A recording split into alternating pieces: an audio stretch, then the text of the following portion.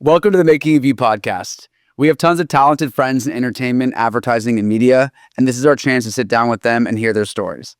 My name is Ryan Huffman. I'm the founder and owner of Huffman Creative, a production company here in Los Angeles that produces content for brands and artists. Today, I'm sitting with my good friend Chris. He is the co-founder of an AI-forward creative agency. We go way back years and years and years. I'm very excited to have him here with me today. So Chris, welcome. Hello. Good to be here. Good to be here, Chris. With you specifically. It was a lot of fun. It's exciting. I like to start off these shows just to rewind time a little bit. How do you and I know each other? Oh, it's been many years. I want to say, we're going to say like 11 years, maybe? 2013. 12 years. Mm-hmm. Wow. Okay. I think it was my first production job at a production company called One Lens Media. Shout out to One Lens Media and Nick Lang.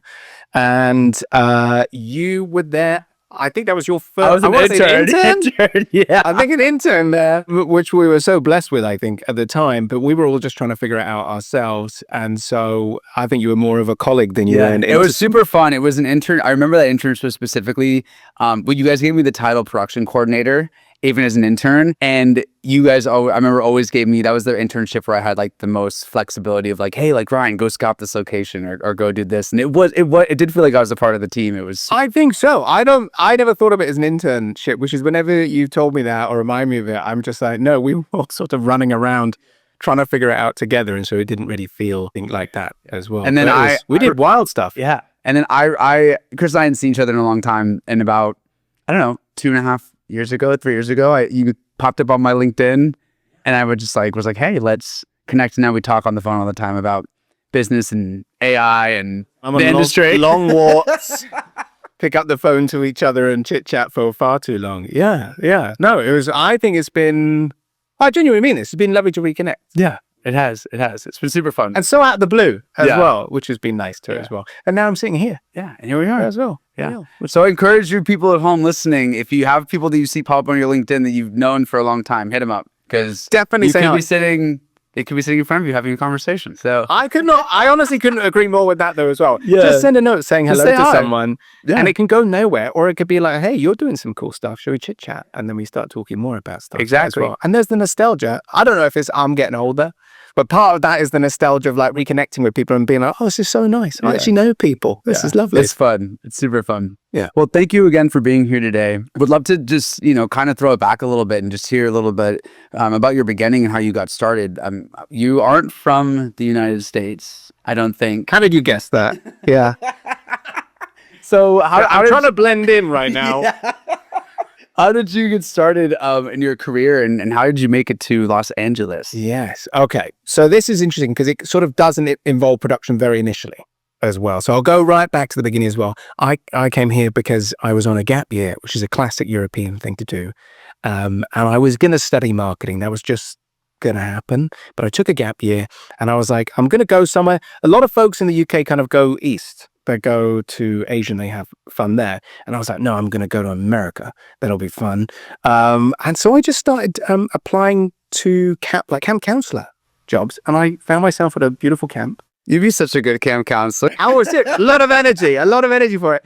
And so I came in with a lot of energy. I taught horse riding of all things as well. Came to LA as part of that, saw the palm trees and went, this is it. This is where I need to be now because of those. And people always ask me like, why are you in LA? The sunshine and the palm trees. Like it's so obvious. And I think a lot of that is you grew up in England and there's no shame on England. Lovely place. I might move back there, but it is rainy. It is cold. And so there's a great enjoyment to the sun and coming here. And you realize that you can live a better, sunnier life if you come to LA as well. So that was it. And so after that, I was like, I've got to get back to LA. I finished the summer camp counselor role and I was applying for jobs that were marketing and production related. And I was at university at the time. And in England, there's a program you can do in university where you go and work somewhere in the middle of the university program as well, which I think is like an amazing thing that everyone should be able to do at college because you get real hands-on experience regardless of just the theory in the classroom. It's not an internship like you go and you work. You go and work somewhere and they're meant to pay you In England, they're definitely meant to pay you because of the law. In the US, maybe it's iffy. Maybe it depends on the state. So I just was like, well, I'm going to go back to LA, so I'm going to apply for some roles. And one of those roles that came back to me was this production company, One Lens Media, and I really think this a lot. It's just like one email that it takes that can change everything. And when you're scrolling through Google and you're looking at different people and different companies and you're sending off emails, you're like, they'll never respond. And it's sort of like lots of Hail Marys, and they can be quite demoralizing as well. And then Nick Lang from One Lens Media responded, and he said, yeah, you can come over. And I was like, oh, what? This is wild. He's like, I'll pay you and you can come over. I was like, this is incredible as well. So I feel very lucky for that opportunity. That was your door. I love that it. was my door. And he had no idea about the visa process, I don't think. He was just like, this guy seems enthusiastic. Now I'm reflecting even more. I think I made a pitch deck for him when we had an interview, when he set up the interview, and I was like, oh, this is exciting. I'm going to review his website for him, and I'm going to tell him what's not working on the website and what could be working better too. And I'll run it through some tools that were available at the time to do that. And then I'll come up with my own insights as well. So before we even had the call, I sent that to him. And maybe that was the thing that took it to the next level, where he was prepared to do the visa thing, because he was like, this guy has a lot of proactive energy that he'll actually come and help out an awful lot too. So he sponsored it, and it was meant to be for a year. And then that moved very quickly. He paid me more. We engaged a lot more. We went on set and we did all this shooting, and just like lent into the responsibility of getting a production through. And so me and him developed this very close relationship, which I think benefited me of him being like, you come back. And so my visa started to end. He was like, how can we figure out a way around that? And so we tried to figure out different ways around that, and I'd come back and forth. And then in the end, it was like, okay, this is now too tricky to actually get visas to come back into the US. And so that, sadly, that chapter ended because of that. And then I was back in the UK, dreaming of coming back. So what was that like, that process like from doing school and working in the United States? Were you still taking classes at the time, or did you have to go back to take classes? I didn't have to do any classes because I chose to take only coursework and then only the final exam. So I would actually go to UCLA library just before the exam. I would study in the library there, which was great because all the books that I needed were available. Whereas if you were back in the UK, everyone had taken all the books out and you couldn't study or anything like that. So I would study there, and the beauty of that university library. And then I would get on a plane a few days before the exam back in England. I'd fly back, I'd take the exam, and then I would come back again to LA. Oh my gosh. You'd fly around the world for a test? For a test, and then we'd come back. And it was so weird to do it because I'd like arrive in this rainy, cold part of England, do a test that I didn't want to be doing, and then fly back again to the place, to LA in the sunshine. So that was a bizarre sort of sacrifice and experience, I guess. But you got your itch in production and Yeah. what it's like in LA. Well, and that was amazing, right? Because not everyone gets to be in production in LA. But I do think a lot of people need to come to the reality that you kind of just need to get on set, say yes, take the opportunity, and then figure it out. And it's going to be uncomfortable, I think, a lot of the time in that process. Like you don't know what's happening. You may not have the best instruction either, or the best, maybe like the most amazing leadership around that, but everyone's just trying to figure it out together. And then you start to learn. So you start to learn like what an Apple box is, what clamps are, and what different lights are, and what different cameras are. And you just get into the mix of all of that. And hopefully you get paid enough money to pay for rent along the way. And I think that's some of that, at least that was my experience. Enough also to maybe buy some inexpensive beers from Trader Joe's, and you get through it and you have a good time. And then all the camaraderie, and then you sort of get an itch for it. So I love it. that's how that began. I think that's why it was fun. That's what we did together. Exactly. That's Which was how we started. Would you say that was a similar experience you had? 100%. And I remember that going to that Trader Joe's every day for I would get breakfast there. I'd come in. You guys taught me how to be a coordinator, how to look at locations. I was actually on set. I think it was the only internship that actually I got physical set experience from anything I ever did. So I remember getting to go on set, and I felt like I was a part of a team. Yeah. Which honestly, no, I swear to you, that is what we also take that idea with our interns and involve them in their productions and our company because of what you guys did for me. Yeah. Because I remember thinking this is a valuable internship. I can learn and be a part of something and not just making copies and, I don't know, doing nothing that some internships do. 100%. Like, that was super helpful. I still think I probably lean on a lot of those learnings now with regards to like being on set and like, you just be helpful. Like, I was on set the other day, and I don't spend a lot of time on set anymore. And I was in North Carolina for a film shoot, and unfortunately the PA couldn't be there. They got sick, and I was only there meant to just oversee and just, to be honest, just have a nice time with the client and spend some quality time with them, and then just oversee and make sure everything was going really well. But it's like, no, we need actually some help. And so that like mindset from One Lens Media kicked back in. It was like, cool, what can I do? Can I move this thing? Can I build up and close down stuff? Because I know that's going to take a lot of time to move to a new shot. Like, all those like initial lessons and muscle memory, I think, kick back in and serve you in moments where when the tough gets, what is that phrase? When the tough gets going, the going gets tough. No, when the going, wait, it's the other way.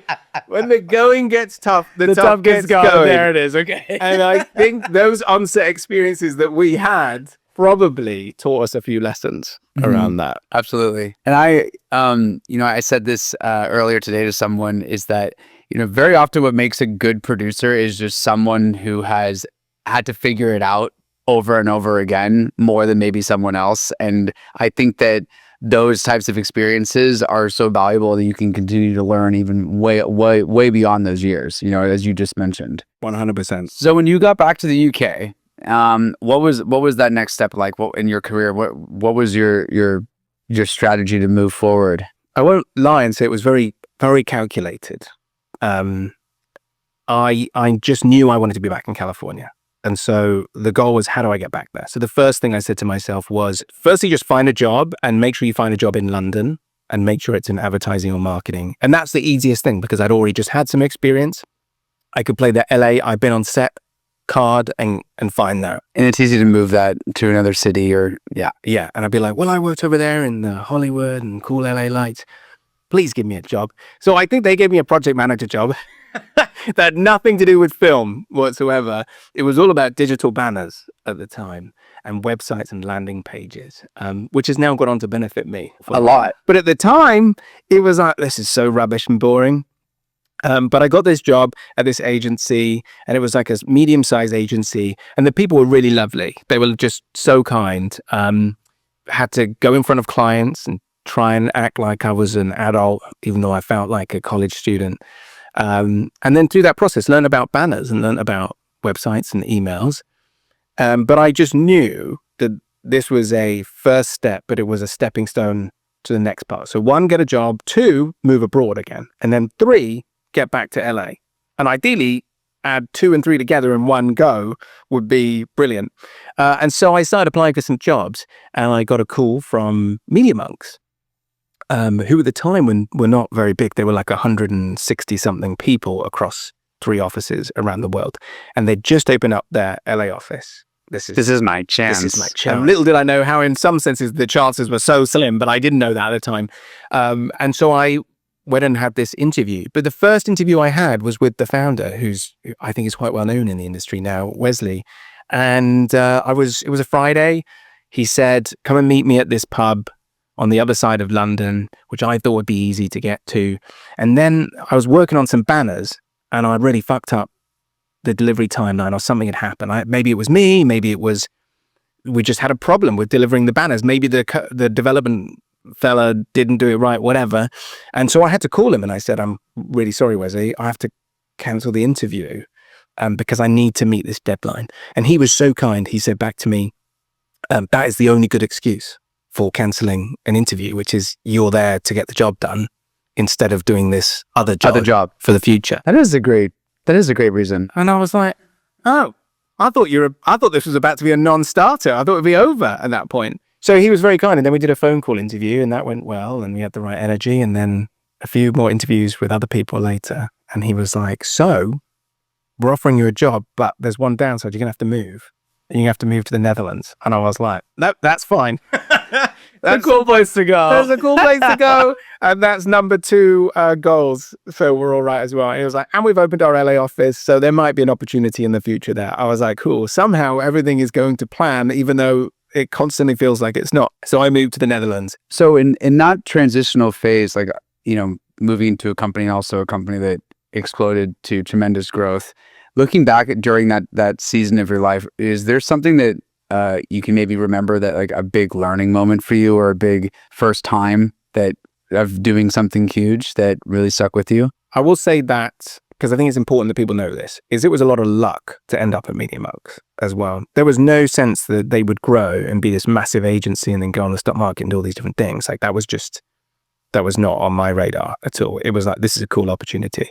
So I just want to say, sometimes it's great to be lucky than good. So I'll say that's the first thing. And then in terms of like lessons there, I'll say a few things, because I don't think the first one is going to sound that savvy, but it is the true thing, which is politically figuring out who's in charge at your company is, I think, really important. And then spending a lot of time with them and learning from them and making a really conscious choice to do that. So I became very close with Wesley, but that's because I had said to myself, he's my mentor. So I need to learn everything I can from him, and also good job security in spending a lot of time with him as well. So I'll say it's one thing is like, choose who your mentor is in that company. That's what I found. And then stay close with them, trust them, and learn as much as possible. And I think that will then lead somewhere really, really great. I think another thing that I learned as a big lesson was the believing in yourself, even when you're in a company which is going to be every company, where you're going to come across some folks or politics or whatever that just seems difficult to break through. And it's unnerving. And like, well, I think I know what to do, but I'm doubting myself in that moment. And sometimes it's good to doubt, but I think I learned sometimes push through, regardless of what everybody's saying, especially if you're younger, because I think if you're in your early 20s, you're really susceptible to that doubt that you might feel from people around you. So a lesson that I've told myself is believe in yourself, like own that and go forward. If you make a mistake, at least you're learning from that, but you won't learn if you keep letting the doubters worry you. And there is a danger to that, right? You can get overly cocky and overly confident, which I'm sure at moments I did. And some people probably who might watch this would be like, yeah, he really was overly cocky in his early 20s. And I think I want to apologize. I also want to be like, I think that was just the road that had to happen for me to learn through going through that process as well. So I think some of those are the lessons of just like hang in there, have some doubt. Doubt is natural, but push through it. Find a really great mentor, stick really close to them, and then you can make the most, I think, of your 20s. It also sounds like you also did, though, believe in yourself a lot too, wouldn't you say? I think there's some truth to that. I don't know where that came from. That's probably a deeper place that people just learn how to believe in themselves from I can get very philosophical and deeply social about upbringing and stuff like that. Like, I think there's a big part of that not everyone believes in themselves. And I was lucky enough to maybe have a culture of growing up that gave me some self-belief. But I think that is, I probably walked into that job, probably also being in LA and thinking I was the bee's knees, and then coming to the Netherlands and being in production thinking, I know something. I can contribute here and help out. Well, whether that was true or not. I would say also, though, it's like, from what I'm hearing, you were good at your job. And then you also, the fact that you had a strategy and idea, and I know we talked earlier before we started rolling about manifesting or, envisioning or whatever. I think that is all those things combined, plus with confidence, it can really project you in forward. As you were saying that, as we were talking about manifesting, I'm also thinking, this sounds silly and facetious, but back then, TED Talks were really big prior to podcasts. And I think with some of those TED Talks, you absorb some of that stuff and you start to be like, yeah, I can do anything. I can do that as well. I remember there was this great, I can't remember who did it. It's a very famous TED Talk, said, you can gain confidence through your physical energy that will then start to affect your mental energy as well. And that's a really powerful technique. So whenever you're feeling timid or being worried, maybe just open yourself up. And that will send brain waves or waves to your brain to go, well, actually, I'm more confident than I think. It's not true. It's all just like fakery that you're telling yourself, but it helps you get through it too. So I don't know if it's TED Talks or podcasts or whatever along the way, but they help to maybe build up a sense of, I can do this. Completely. And all those, I like to tell myself that every one of those people you ever see speaking one of those things, they were not always that way. they became that I think that's over true. time. Little bits. Little bits. So it's like you can maybe you're not going to be that person on stage, but you can be a version of something. Yeah. Just by the baby steps and believing in yourself and having there's a bunch of different things. Well, I think but I think you're absolutely brilliant with that. I think that's 100% the case because we forget that. Even we probably forget that as well, of like the times where it was really hard and we didn't think we could do something. There are things now that if you'd asked me to do it 10 years ago, I would have been like, "There's literally impossible. I don't know how to do that at all." But I think through little baby steps to get there now, I'm like, yeah, it's possible. We can do that. I've done a few of those things. I've done things adjacent to that. Yeah. I'll get that done. That'll be fine. So on that note, now, well, I don't mean to skip ahead in the story, but from Media Monks, you did eventually make it to LA. I was going to maybe segue and ask you, like, what was one of those things that, looking back now, you find yourself doing that the younger version of you would have been impressed by? I definitely am. I don't think I've never talked about this that openly, so I'll share it. There was a moment where I sat down with the founders of Media Monks, and I said, I am going to be in North America, either with you or without you. And it was pretty much that direct, because I think I had that young fire, and like, I'm going to say confident things and see what happens. But there's a risk-taking aspect to that as well. Now, I'd mitigated that risk, and I don't think I've ever told them this is why I'm Media Monks, so I'm just going to say it, is I'd applied for a couple of jobs in North America. Now, the visa to get to the US was really hard, so I applied for jobs in Canada, which was much easier too. And I got some job offers there, so I knew that I could move to North America, which was close enough to California, that I'm slowly getting there. So that was the whole plan. And then they were like, okay, we heard you. Cool. Let us look into it. And then 2 weeks later, I swear I was called into the office and it was like, so we're working on this pitch deck, this, and this. And then one of the founders just stopped and said, by the way, that LA thing, we got that approved. And then it was like, let's get back to the deck. And I was like, that's a big deal. That's like life-changing what you've just said. And you said it so casually, it almost annoyed me. And I was like, okay, that's awesome. That's really cool. So then it was a little bit later until all the visa stuff really got sorted. And then I got there. But there is that misplaced confidence to come up with, you're either with me or with me. And it could have totally backfired. There was no I love that guarantee. Though. That kind of goes again when we were talking about just like that. It's a mix of like confidence, maybe slight craziness. A little craziness. There's definitely even a crazy vibe. Yeah. But I think that people move forward in their careers and in this industry when they're pushing themselves forward and putting themselves in these situations where those opportunities can happen. Yeah. I mean, you really pushed yourself through to get to Los Angeles. Oh, 100%. And let's not, like, if it all sounds like it's just overconfidence every single day, it was not that. There were many, many days where I go back to a crappy little apartment and pull out some whiskey and have a drink and be like, this is awful. Today sucked. I'm not getting closer to my goals as well along that. So I think there are so many moments of that also happen to get to the place of like, you just got to push through. It's like I think at the time I found, and I don't think it's necessarily healthy in the end, but and as you get older, hopefully you mitigate it. But I call it like a sense of beast mode. Like you get into a place where you're just like, I've just got to get this done. Just got to do this. Even if it's uncomfortable or painful or whatever else. Or even if I was really annoyed yesterday, today's a new day. Time to go into beast mode and put my head down and get it done. Mm-hmm. Which I'm sure you're familiar with because that is probably, I think how you've pushed through as well and built your business. And that's how production works often as well. Everyone who I think is successful at production probably finds their own version of beast mode that they go with.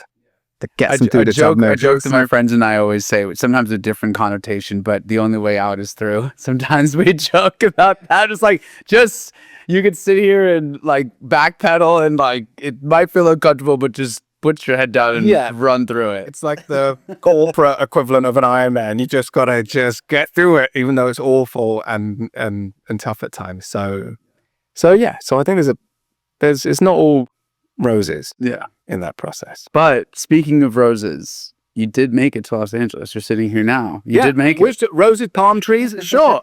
I I did make it in the end. And that is actually was a really sort of fascinating moment of landing and being like, oh, I did it. I did it. I can't tell you walking out of LAX and there's literally a smell of LA. It might just be a smell of LAX.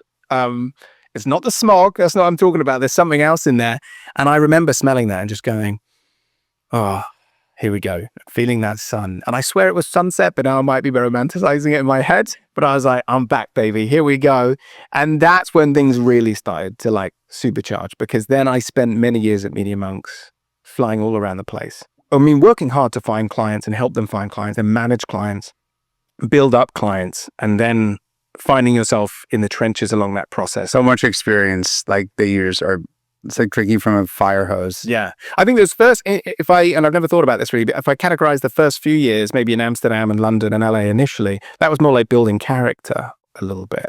And then the later years actually in LA full time was more building expertise and really learning situations. Maybe that's, if I was to box it up in some way. You know, I sometimes, when I'm talking to younger, I'm not students, but younger adults in entertainment, and they ask like, what are maybe some advice that you have on places you can go or what I should do? I always lean into, if you can be a part of a smaller team or some place where you can be next to a mentor, like you said, or potential opportunity, you have the ability to work closely with people that are way better than you. And you can slingshot yourself through like not only experience, but, you know, job titles. I mean, you got probably promoted several times and then you learned so much. You were doing the job. I got to be on the front line suddenly and given random trust to do things, which I don't think you would have got had you not had, if I hadn't been in a smaller company and being close to the mentor. I don't think that would happen. So I absolutely agree with you that to do that is more experience, and being in a big corporate structure. Sometimes it's a little more rigid and like you can do this and you can't do that and this is not your task and this isn't allowed. Yeah, much harder. So I think that's really great feedback for folks trying to do it. I also think as well, getting into sometimes a smaller company is easier. People will respond to you often. People respond to you more often. And it can feel maybe a bit like a risk. Like you might always have friends who are like, oh, I'm going to go and work at Google, or I'm going to go work here, or some big companies or whatever. And I had that too. And now I don't regret that at all, because being at a smaller company meant that you are in the fire, in the trenches, to your point. And now you might find yourself, I think, also in a smaller company where it's total chaos and there's no good mentorship and it's not going anywhere. Then I think you need to jump out of there. If you want to be like a producer or whatever, fill in the blank, you want to grow towards, like you can go grow and be a producer, get the skill set, and then you can go jump and try to be maybe, you know, a Google or somewhere else if you want. But you climbing the ranks there is going to take forever. And I remember when I was like a few years outside of school and I was already producing like pretty decently sized stuff. And I had other friends that were still like, you know, not this is a bad thing, like on a desk in an agency though. And just like everyone has their own paths, but like I feel like the skill sets I was able to gain early on, like it just slingshot me forward. Yeah, I agree. And of course, there's some bias. Yeah, of course. So hey, yeah, there is bias. An agency is also good. We also have to like post-rationalize why we did all of this as well, to make ourselves feel better about ourselves. But I think that is, I still believe it's a good way to cut your teeth and build a certain strength to things. So speaking of strengths, all of those things that you learned led you into probably, you'd safe to say, what you're doing today. I think it's very true. So after Media Monks, like what are you working on now? What have the last few years looked like for you? So I left Media Monks, I would say 2 years ago. And it was at a time, I think ChatGPT had just come out, I think 2 years ago, at least maybe 2.5 years ago, and people were starting to use it. And we'd started using it at Media Monks, not like officially with clients. No clients had really like jumped on it. People were still like poking around with it. Like, and they were nervous as well. There was all the legal things. There's still the legal things, but I would argue much less now. But saw that happening. Also found myself in a place where big agency life started to not be for me. That was not as fun as we go back to that previous conversation of like being in a smaller place and just getting. It became not fun at that big scale, at least for me, right? I'm sure, again, some people like that more structured, bigger agency vibe. depending on the agency, how structured it is. But sure. For me, I was like, no, I'm not into that anymore. I want to get back to making and doing. I was also working really hard. And so part of that was, well, I can work really hard for Media Monks, for a big agency, or I can work really hard for myself. It's going to be the same amount of hardness. I had people say to me at the time, you are going to do that. You'll actually find it's harder working for yourself because you have so many more responsibilities, they would say, and you're going to have all these different difficulties and people wanting your attention and stuff like that. I have that already. Yeah. What are you talking about? If anything, I have You're it pulled in a worse. million directions. Yeah. And I can't even approve it, all the things. I can approve some things, but I still have to go and speak to my boss to get other things approved. Like, there's a rock and a hard place that comes with that. And I was like, so actually, I think that's more frustrating. And I'm glad I then believed myself through that, because in the end, it has been more fun and easier starting one's own creative agency. I'm not going to say less work. That's difficult to say. Sometimes it's a lot of work, sometimes it's not. But I think there is a bit more flexibility and it's easier to make quick decisions than it was at a big agency as well. So I saw that and the allure of that. I saw the AI piece happening and I was starting to go, you know what? I think this AI thing will really change everything that happens next. And then I was reflecting on what have been the big shifts in the marketing world over the last 20 years or 25 years. And it starts with the traditional to the digital, which was in the early 2000s, I would say, with the internet and websites.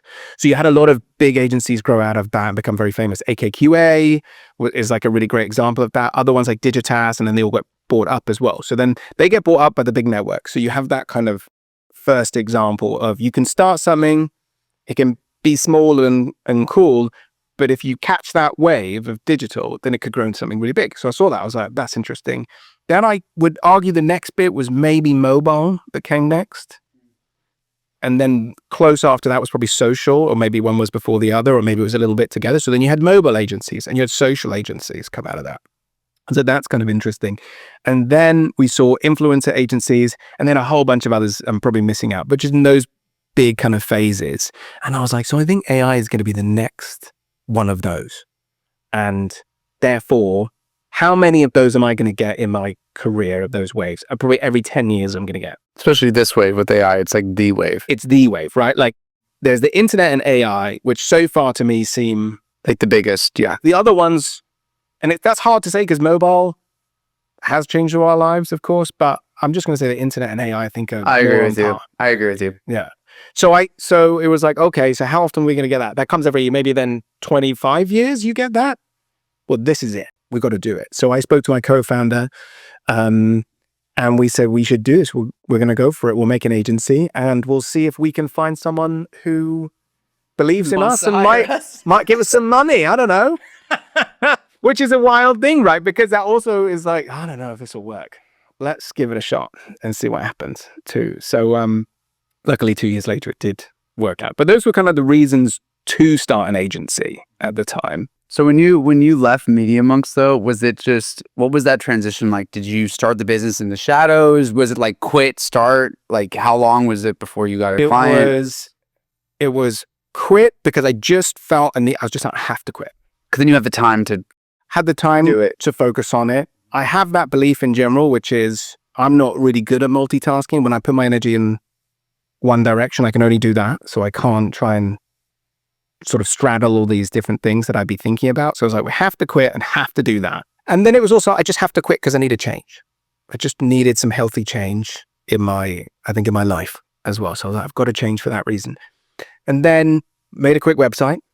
Thankfully, websites are quick to make now. It's not the early 2000s where I think developers were making tons of money from making pretty easy websites like it was a magic trick to everyone else. So it's quick and easy now with Shopify and stuff like that. So we got a Shopify, made it very quickly. AI was already working. So it was like, now we've got images, we've got stuff that we can make quickly. Those AI images didn't feel like stock. They felt like crafted cinematic images as well, which reflected our sort of creative vision of what we wanted to be. We put our rates on the website because we were like, this is so silly. Why does no one have rates on their website? Now it's an awkward conversation of like, how much do you guys charge or not? We won't pick up the phone to you. So we put them on there and people loved it. They were like, that's great. they were like, we feel so much more comfortable in our first conversation with you because We know what it's going to cost. we know roughly what it's going to cost. And of course, we need to do the hourly rates and figure that out as well in the like hourly, how many hours for X and how many hours for Y. But overall, these rates feel pretty reasonable too. So we were like, let's do that and it will make for an easier conversation with people. So we put it up there, got our first client. And then, so we got our first client in September, October. And then it was crickets for a bit.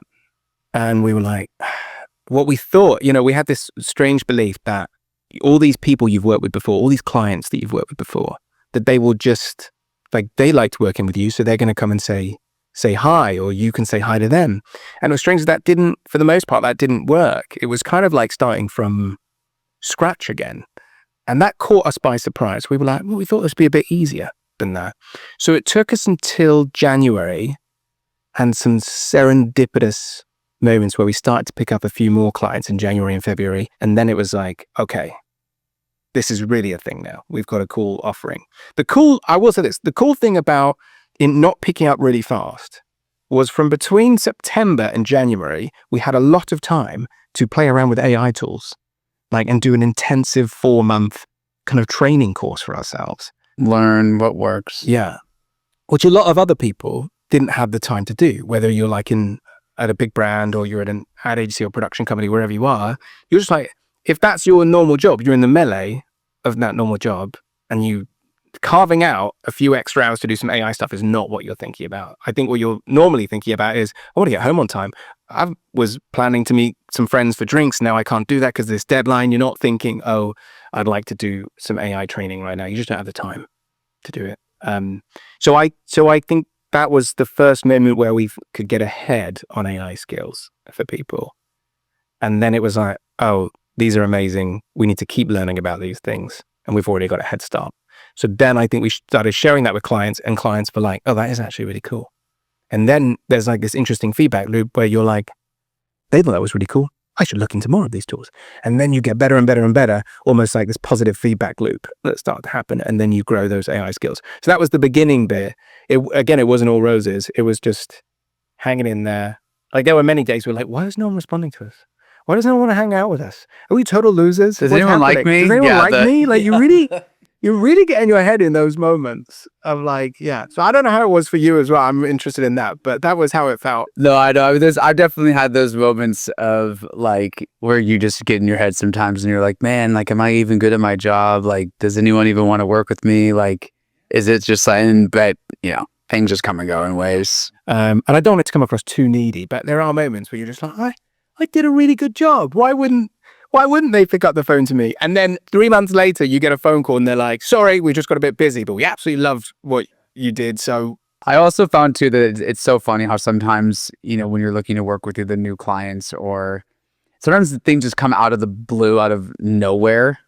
We've had some of our biggest projects that literally just was a single phone call, it's one so day. weird. And then some will that I've really worked at were so much work, and then they finally did it, but it was still a small project or something. It's so bizarre. It makes me think that sometimes just being around long enough, your name just starts to move around and it starts to work as well. So I absolutely agree with you. We got a project the other day with Paramount, and I think we were briefed on a Tuesday. They were like, we need this film by Saturday. It needs to be an AI film. I was like, well, that's good, because we might be able to do that.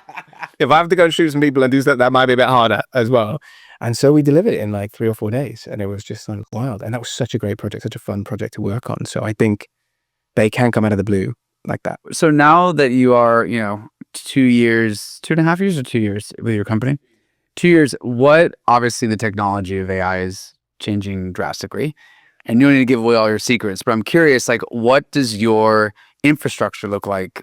What are you using for AI to run a creative AI forward agency? I know we're going to get into the passion of this now, because I know you're very interested in AI as well. We passionately talk about it. I'm going to say there's no massive secrets from my perspective of what it is, because early on, me and my co-founder had this conversation of, do we make our own AI tool? I'm so glad we didn't, because so many other brilliant people are out there dedicating their entire time to that. And then you're becoming like a SaaS company or like, yeah, it's really hard. And at any moment, which we've seen over the last couple of years, an even bigger, more well-funded company could come out and crush your software company that you've been spending loads of time on because they were like, oh, we already did that. And you're like, oh, well, I guess those 2 years of hard work are kind of down the drain now as well. So we've seen that along the way. But at the time we were just like, I don't know if by making a tool like this with AI powered tool is really our best way of doing this. I think we should maybe go and use the off-the-shelf tools that are around the place and just be the best at putting them together, learning the nuances of them and then putting them together as well. So the tools that we use are things like, I love 11 Labs. 11 Labs, yeah. Just so great. I love Midjourney. I'm a massive fan of Kling 2.1. I talk about it on almost every phone call I'm ever on because I'm such a huge fan that turns still images into moving images and generates really fantastic videos. Sora, I'm okay with. I don't know if I'm the biggest fan of it. Microsoft Copilot. I'm going to be a bit mean about Microsoft Copilot because I think it feels a lot like a watered down version of ChatGPT. ChatGPT we use all the time and absolutely love it. And even 2 months ago, they came out with their image generator, which respects text, which so many of these tools have failed at respecting text in imagery as well. So it's made it really hard. So ChatGPT image generator, everything about ChatGPT, I'm a big fan of, other than their very recent agent that they came out with, last week? Like literally last week, yeah. Very last week. And I've tried it a few times. And the TikTok and Instagram videos feel like they're really overselling what it's doing right now. I've seen those like here's like the 10 craziest things I did on the agent mode. And you just close your laptop and walk away. And it does all your accounting and suddenly, your shopping. Yeah, like you're not even needed anymore. Like your company, all your customers are now happy and pleased and they've all got email responses and everyone's good. Those are so funny. And it's just not, if you use the tools, that's not true. Like, please, TikTok, Instagrammers, please stop. Because it's not helping as well. It's like it all lulls us into a false sense of like, that would be brilliant. And we waste our time like lemmings. We all run in that direction. And then we run in the other direction. And it's like, let's just all talk about the tools that actually work. So some of those, that's just like probably the tip of the iceberg of the tools that we use every day. And finding the nuances in them is, in my opinion, the most critical thing that people should do. Absolutely. So that's what we do. I'm intrigued about your ones as well, and which ones you do. Yeah. So, I'll talk about a little bit about the history, where I saw this kind of like you did a long time coming and spent so much time learning and studying. But then I found that I was almost getting stressed out by it because I kept on feeling like I was learning the capabilities of something that I was not able to directly tie to my business almost as like a solution. But then I also realized that some of that fear was also because I was more so learning and not doing all the time. So I remember I was learning about how to build all these automations and what was possible from it, but I wasn't taking actual action in utilizing it and trying to see what it could do for myself. And that was my, for a few months, I was stuck in that like hamster wheel. And then I was like, wait a second, what am I doing? I need to just start, you become a doer, not an observer, right? So in that process, as a company, we, as you said, ChatGPT through and through, use it for deep research, for writing, for strategy.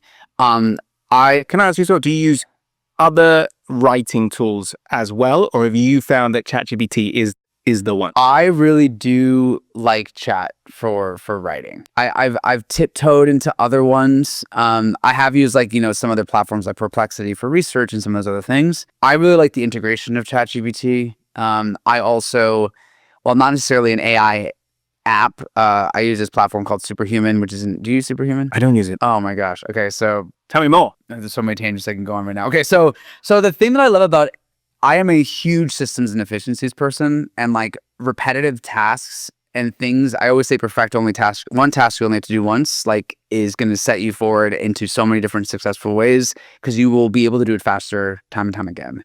So in that, I also learned in that process of M&M ideology, learning what make.com is. It's like a Zapier, and these systems of what AI can do with chained automations of if this happens, then that. When this happens, then this. And I've known what those things are for a while, but when I was able to understand that when this this is just an example. We don't do this specifically, but it's like when this email comes in, then like this prompt does this, and then it does that, and then it files it in this, and then it writes that. So that is a very complex way of doing the automation. Actually, that's not very complex. It's like a one way that these automations happen, and it works for some businesses that are very nuanced in their practices of like subscriptions or like consulting, or it's very like the way the turn of clients and things are a lot more formulaic. You know, they have like a system to it. So, but in doing that though, it really taught me for our own company to analyze our processes, our SOPs, and our step-by-step instructions of how we do things from this to this to this to this to that.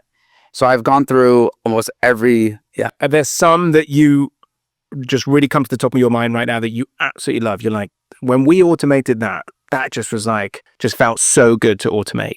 one thing. I would say it's the writing. I found as a business leader and putting things in my voice and my tone, and also with the creative work that I'm doing with like documentaries and other films, the writing takes so much time.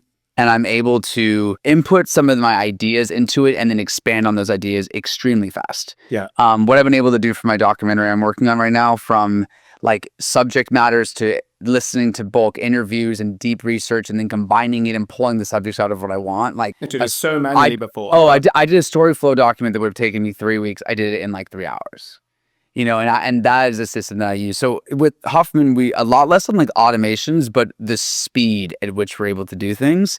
That's everything from, you know, our deep research of our own documents. I mean, we're working on something right now that, spoiler alert, we're building this thing that, like I said this to you outside, like it can actually build budgets based off of all the budgets and treatments we've ever done. Is some of this help because ChatGPT has the great connectors into your Google Drive and stuff like that? So Is it using some of we're that? training it. We're training it. We're having to be like, it gives us the top level budget lines of like, we're like, hey, like there's some nuance to it of like, and you need to know like how many days of a producer would have, or like what kind of camera team do you need for this and stuff like that. How many days? How many locations? Yeah, but it's getting better at it. And you know, even if it saves us 90% of time, it helps. That's huge. If it saved you, I think 30% of the time would already be like a great win, because now you can spend that time elsewhere. And other people aren't doing it. Like I think there's a lot of production companies and creative companies and agencies who still aren't 100% doing that. So they're 20% or 30% slower than you. So I was going to say that when the learning thing that really opened my eyes, and the thing that separates my company, I think, from a lot of companies, especially production companies out there right now, is I am building the back end business admin efficiencies and automations and systems that run like a machine faster than anyone else. And I think a lot of the production companies, I feel like, are focused on like the prompting, which you guys are doing very well. But then you have the people that are stuck in the old model and they're not doing the automation of the business either. And they're getting squeezed. They're going to get squeezed. I think it's fascinating. We'll come for them from either side, right? But we'll meet in the middle. I'll meet in the middle. I'll see you there, Ryan. So I think that's absolutely true. And it's what you're focused on as well as somewhat the unsexy stuff. That's sometimes the great, because that's the stuff that people overlook. It's funny. I feel like sometimes when I get hard on myself from like, oh, like you should have more of these systems in place, or you should do this, that. I will talk to people about, and I'm not saying this in a boastful way, but I will talk to people sometimes in a very, what I think is common knowledge about what these things can do. And people are like oblivious. Yeah. And I'm just like, and I check myself sometimes. I'm like, oh my gosh, you actually do know a lot about this. You have spent a lot of time in it. And those systems, to go back to like the SOP thing, taught me how to break down my steps in my company, because what we're doing slowly is we're building and bridging the gaps of efficiencies through AI. So these little decisions that go ding, ding, ding down the line, we are automating. Which a lot of like production agency leaders aren't necessarily doing that. They're not like really breaking down every single step. They're just like in the moment and going. And a lot of people are just being like ChatGPT, like type it in a prompt, and then like that's people's use of AI. The terrible LinkedIn post. Gosh, you and I talk about this also. Yeah. I can spot it from a million miles away as well. The briefs, the lazy briefs that get written of just the like spaces or the emojis in the text. I'm like, yo, at the least horizontal line in there. Dude, I got sent an email the other day that was it was a project summary, and they had emojis in like, and I was like, you literally just like that is ultimate lazy. At least delete the emoji. At least prompt the emojis to be removed. You could do that, right? And then you get rid of them, and then I might be fooled. I'll probably still see it, but I might be fooled. Funny enough, most of my time savings has been in the film development world that I've been doing a lot of, which a lot of people don't know that I'm spending a lot of time doing. Contracts and agreements. You know, I'll have numerous red lines and agreements, and like I've been able to build chats where you still gotta double check sometimes, make sure it's correct. But I can put information in, pull out data that I need, and I've used that to either been able to construct new agreements, new production documents, new processes that are built and fed off of these legal machines and documents that I've built. And then I'll also, you know, there's been times I'm able to say like, hey, like write a counter agreement to this and then put it in my voice. And then like I send it to people and people are like, this is freaking crazy. I'm like, how'd you write an email that quickly? I'm like, well, I have it trained on everything that we've done. And the other stuff was vetted by lawyers and was really meticulously done in the past, but manually. So now it's like, well, I actually trust some of these contracts, depending on the contract as well, right? If it's a small, like a contractor agreement with someone, I'm going to ask ChatGPT to do a lot of that heavy lifting in that. And then I might ask another tool to double check that as well. It's like getting two sets of eyes on it, but they're AI eyes on it. And I'll be like, that's cool. That seems like good. And it's all built on all our other stuff. So it's a safe zone. Now, if it's a really big contract or something or comprehensive, then I'm going to read every single word very, very carefully. Exactly. I'm using it as like a tool, but not like like especially the legal stuff. But one thing that has been super helpful with like the doc stuff and even some of the feature stuff is, you know, you can prompt it as, hey, you're a really talented, I'm going to say AI director. Documentary director, producer, whatever, that really excels at doing these types of films based on like what this agreement that was sent to me in these investment terms, give me both a pro and a con and an unbiased review of these terms. And what are some other deal structures that have been of similar films that I should be aware of that I can use to compare and form my own conclusion. And then it just like I've never done a feature film agreement before, and what it's pulling from of like, you need to be careful about an investor doing this. And when they say that, I was like, whoa, this is crazy. Even to give you the context in order to go then to a professional to talk about it, at least you know now the right questions to ask as well, or to confirm as well, which gets you to a more educated place with that professional immediately, so you can get the work done quicker. Like, it's even just helpful to give you like a basic level of education on things. Yeah. Absolutely. So yeah, I love that part of it. Like I don't know if it has even like the stack prompting where like you use a prompt to like give you an outcome that then you use to build another prompt and then you pull it into that. And it's like kind of like, I mean, this is a really long way to answer your question about other tools, but I'm a huge Whisper Flow, which isn't really AI, but Whisper is like if Siri was good. Okay. And like you can like you press a key button. So I'll do this where like I will literally speak, and it instead of just like word dumping text, it actually adds like punctuation, nuance, capitalization, and like grammar, everything correctly. So I'll just do that, and then I just highlight it my voice, and it literally I barely text on my computer. Like so it speeds things up. I do that for writing, for scripting. I'll sit there and I'll just like word dump all of my thoughts, and then I'll tighten it up with AI, and then I'll manually edit it. But it's still, again, it is saving me so much time. I would add, well, I love this tool. I would add to it as well, as sometimes I'm walking somewhere. I'm having to do something else because we all live busy lives, of course, right? And I'm like, but you know what? I really need to figure out that thing. And it's all in my head. I'm just not at my computer. So I'm going to record either with ChatGPT, I'm going to record it or whatever, and I'm going to take those notes down, and it's going to do some of that work for me so that when I'm back at my computer, it's a fairly quick copy and paste. And I'm like, okay, yeah, that's what I recorded as well. So just like even efficiency in that sense. But I think a lot of it is like learning a new muscle, because it's not natural over however many years of working that we've worked that way.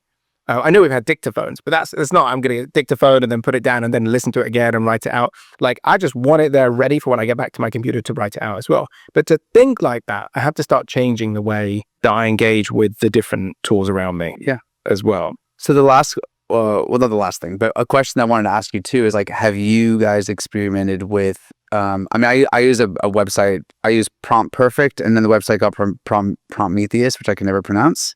Have you ever experienced with that? Do you know what it is? I don't know what it is. I can imagine what it is. Yeah. Prometheus and like you improve those prompts. It's crazy. Like you basically, and you can't even name all the different terms, but it will break down it's really good for designing complex prompts, but Prometheus is the number one in the industry for it, where you You give it an opening sentence and it breaks down, like you can do the role and then like the how you want the data analyzed and then the process and then the outcome. And then what you can do is you can like rebuild the prompt and then it gives you like a rating of like how thorough it was, what could be changed and adjusted. And it's designed for prompt engineers to be able to build really, really complex advanced prompts and then test it to see its strength and efficiency. That's very cool. It's really I'm gonna cool. try it. I'm also gonna try it. It's way, and Prompt Perfect is like an easier way to do that, where you prompt it and then it rewrites it and says, do you want to do this? Do you want to do that? And it increases it. Prometheus is like a building block where you like click. I and like drag the idea things of that in. one because I think I've heard of Prompt Perfect. But it makes you better at prompting. It tells you like, oh yeah, like give it a persona. What is the outcome? How do you want the data? What is the step by step? All those little things that a lot of people just type in like Google, like, how do I bake like a cake? You know? It's like Okay, I'm gonna try it 100%. I also I like find myself, and I think everybody finds themselves, or hopefully everyone should be doing this. Is like we keep discovering these AI tools, and then I'm like, I've got to get around to trying it. So I keep sending emails to myself, being like, try this one and try this one, and then whenever I have a moment, which is not always, I can be like, oh, I can squeeze out an hour playing around with that. And I'm like, that's great. And then I try and do that as well. It's hard. It's hard to try out these different tools. What I have found with the prompting is it depends on the AI tool I'm using, what kind of prompt it wants. And I don't find that they give me any great instructions, any of these tools. Like a prompt for Midjourney is a very different prompt for ChatGPT. it's also like the chat folders, like now when you have projects, like they need instructions that are supposed to be different than like prompts. There's all these like little things. All those little things as well. I mean, I think that is, for me, the most frustrating part of it, but also the most valuable part of it, which is trying out all the different tools, putting the same prompt sometimes into all the different tools as well, and seeing what they come back out with, and then starting to learn what works for some and what doesn't work for others. And it's frustrating because you do it and it just sucks and you're like, oh, that was really annoying. But then if you have the patience to play around with a different type of prompt and you put it in there, then I've found that I was like, oh, that actually did work, but it required this. It's like they've all got their own, that's what I found. I don't know about you, but I feel like they've all got their own personalities because engineers at those different companies probably have their own little biases and leanings of how they imagine a prompt. I know that we were talking earlier on before we started filming this. About like Chat 3.0 and now up to 4. I do remember like the first time trying.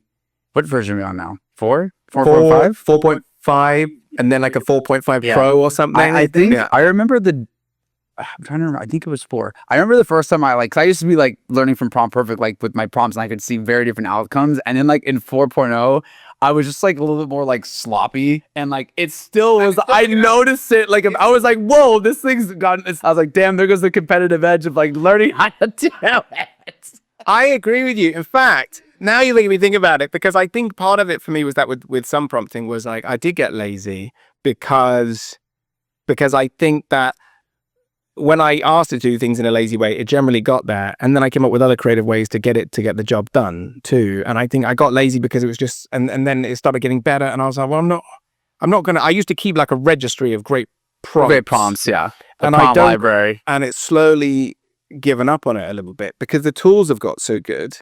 And then I've also found that I have to still think creatively every time with my prompt. For sure. Like, what context do I really need to give this? That it would never know. Like, I have to tell it. Unless over ChatGPT now, I don't have to say I'm an ad agency. But I do have to say, imagine this and this. And it's like, prompting takes creativity to it, I think. Like, you have to sort of think outside the box sometimes. You can't use it like Google. It's completely different. It has so much more power to do so much more. Mindset. But I do want to try Prompt Perfect, yeah, Prometheus. But yeah, it's a tough one to pronounce. And you gotta try Whisper. Whisper, like the talk to text thing, and Superhuman. Superhuman is like, it's an email server that I've used for years. Oh, you have mentioned this to me. I tried to get it. You tried it, and I I'm even sent you a resistant for some referral. reason. Yeah, sorry. Superhuman, if you're listening. Yeah, a referral, so you could have got money off. I will try these tools. I will as well. Has it learned? Because I mean, we may have talked about this as well. Because I found this really important. It's like tone, learning the tone. Yeah. It knows your tone really well now. So it does, yeah, it does. And I will say, I don't utilize the write with AI too much. What I do use is they have an option that you can either improve, write, and shorten, lengthen, or your voice. And that does an incredibly good job that doesn't sound like a robot wrote it. And then the other thing too, the biggest thing is like hotkeys. I'm a huge hotkey person. So like, you and your efficiencies, you love the efficiency. Hotkeys, so and then impressive. they have these things where like called snippets where you hit 2 keys and it like sends a template, or like I have a key that does an attachment, another key that does like a CC. So I can literally with 4 keys like CC, attach, and send. Yeah, it's like a muscle memory. Yeah, like just speed through fun, it. though. Oh, it's Fun. impressive. It's very impressive. So looking forward to the future. What is something you are excited about with your company, and what you've heard, the tools you've seen, and what you're looking forward to expanding on in the future? Oh, what do I think about the future? I mean, I'll just say as a company, personally, and this has become really, I think, apparent to us as a team, there is nothing more enjoyable than growing the team, than us all working together and discovering new amazing people. It's like constantly playing on a really great sports team where everyone is there. Even when you've thrown the ball in a slightly bad way, someone grabs it and they're there to grab the ball. And I think building that culture and that team is really enjoyable for our future as a company. I think also being able to continue to create a culture of sort of collaboration and transparency and warmth, which I think the industry like fails at as well. There's a lot of like, it becomes about the money. It becomes about growing the company for the sake of growing the company, but it stops becoming a part of like growing a company that has like a real beautiful team where people have work-life balance and where people are happy and doing really amazing work. Because when they're feeling that way and they're all feeling supported and connected, they're going to use AI tools in fantastic ways. So they're going to solve problems that people who are a bit nervous or busy or stressed out are not going to achieve as well. So I'm very looking forward to continuing to build that crew of people. When it comes to AI, I'm excited for the tools to get better and better and to be able to do more amazingly creative things with them. Because the frustrating thing right now is, and I think Sam Altman spoke to this, he was like, when ChatGPT came out initially, people were all freaked out that it was going to take everyone's jobs and it was going to be terrible. And then he was like, a couple of months later, people were getting then frustrated that it wasn't doing as much as they wanted it to do as well. Like the shift in the human mindset is so quick from those things. And so that's our frustration, is we're playing with these tools and some of them are like, oh, that's magic. And other ones are like, oh, it's so close, but it's not there. So I'm really excited for those tools to keep evolving. And then we can do stuff we never thought was possible. Like, I feel like when Photoshop was invented to what you can do now with the Adobe Suite, people could never imagine what you can now do with the Adobe Suite. I would say now that the Adobe Suite actually, is a bit bold, is getting less relevant as all these other tools come up. And that's a really interesting Thing to watch. These big behemoths starting to be a bit worried about all these shift to these new tools as well. So I guess I'll say to that, I'm also excited for the industry to be mixed up a bit, because some companies, I think, have got too big and got too comfy, which means they're not pushing the needle of work. Whether that's a tech company, could be an agency, could be a big brand. It's just like some of those have got too big that they're just complacent. And I think AI and all these new companies coming in is starting to really mix it up. And that's fun, because that's how we do new cool shit at the end of the day, is when these new companies can come in with new technology and start mixing stuff up. So personally, that's for me. I would love to know it for you as well. I'll touch on that super fast. And you said this earlier too, is like, I think that I understand that people, whether they have their own business or in another full-time job, it's a lot to have time to learn new skills. But I still believe that those that are doing it and continue to learn are going to have a huge competitive advantage, because these companies that are sitting here just doing the same thing and not adapting, it's like, as you said earlier, even if you're only 30% faster, let's talk about like, how about if you're like 200% faster? Like, it's crazy. That's crazy. And I think if you're like let's say you're a company, whatever company, like a huge business out there, let's say that they are doing $1 billion in revenue a year and they have $500 million in cost. If they can get a 20% efficiency saving on those $500 million, that's wild. Like, that's so much money. I can't do the math right now. That's a lot of money out of that as well. So even tiny savings go a long way. So what am I excited about? Yeah. I am excited about, yes, these tools evolving. I'm excited about building. I feel like I'm in this really exciting era of building something new, a new model, a new business direction that I don't think a lot of other people are doing. And I'm excited to keep on doing that and growing that and myself learning and expanding as a creative and as a filmmaker. The other thing too, I feel like you kind of touched on this too, but the amount of opportunity and things that are going to continue to come from it, I think is really exciting. And I'm really looking forward to continuing to build a team that is excited about change. I'm excited about opportunity and the shakeup that is coming. And I feel like being someone who's actively involved in it, there's parts of it that are a little scary, but it's less scary knowing that I'm learning and growing in it and not like stalled watching the train leave the station. I love that you say that, because there is a comfort in that, a weird comfort in it. And when I hear people like talk, because I've obviously got a baby, you're about to have a wonderful baby as well. I think a lot about kids and education and stuff like that. And you see all these posts about AI and learning AI, and a lot of people are freaked out that AI is going to somehow destroy learning. And that's just like so bizarre to me. Like if I was in that mindset, I'd be very worried. I'd rather have the mindset of I'm going to learn every AI tool That I can. as quickly as possible and be at the cutting edge of this. Because I really associate it with like moments of, and this sounds a bit of a bizarre and stark difference, but with coal mining and that whole challenge that has been across America and the US and the UK, with not retooling and retraining a society is what I would argue is the bigger fear around this. So the quicker that people can retrain, then jobs will still be there and they'll have new jobs. If we don't do that, then we do end up in really terrible situations, which is folks are out of work and they haven't retrained in time. And now we end up in a bigger, dire economic state as well. So there's a lot of things I just said there, I feel like, about education and bigger macroeconomics.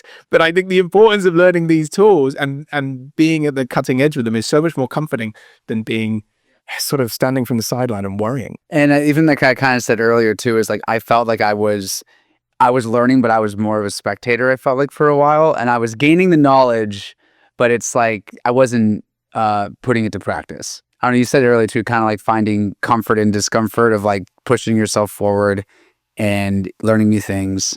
And I think if you do that combined with AI and everything that's coming, like, it could be unstoppable. Honestly, unstoppable as well. And also, it's fun. It's like magic. Like playing with AI has never been like a feeling for me of more like magic than anything else. It is like magic. How many times I'm like, holy, what? How did it do that? And it's just like, this is so much fun. Like, how do I use this in marketing? How can I use this for this different reason as well? And therefore, if you're with a group of people, like you were saying, who everyone's like excited about this cutting edge and coming to work to have fun with all these tools, everyone's just having a great time and the energy just compounds. Well, Chris, it was so good to have you on today. Love seeing you, love talking about the future. So thank you so much for being here and for having such a great conversation. Thank you so much for having me. Yeah. So much fun. So if anyone needs to find you, how can they find you? What's your company called again, so everyone can hear it here? Winston Agency. Just put that in Google and it's normally at the top there as well, which is thankful as well. If you do Winston Agency AI, it's definitely at the top. And so it should be easy there. Or you go on LinkedIn and you'll find it there as well. And then I'll send lots of annoying posts. Awesome. Yeah. Well, Chris, thank you so much again. Thank you. Thanks, Ryan. Thanks so much. Thank you.